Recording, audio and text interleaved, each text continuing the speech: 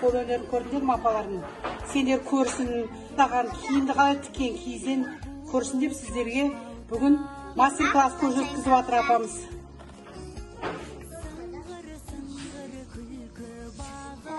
Неге ұқсайды балалар, айтыңдаршы? Қызғалдаққа ұқсайды, иә? Қызғалдақты көрдіңдер ғой жазда қандай болатынын? Қараңдар, қандай керемет әдемі.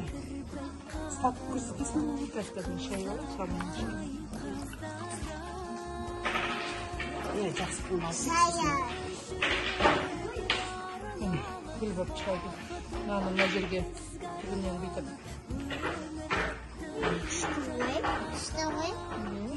Қандай мезгілде өседі?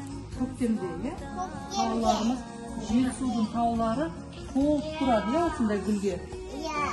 Қып-қызыл болып, әдемі болып тұрады. Біздің жайнап тұрады, біздің Жетісуымыз көктемде әдемі болып тұрады.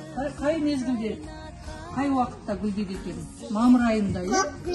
Мамыр айында бізде қызғалдақ гүл толып тұрады. Тауларымыз әдемі болып. Ол басқа гүл. Біз қызғалдақ жатыр. Әдемі, керемет. Міне мен жүнді салдым.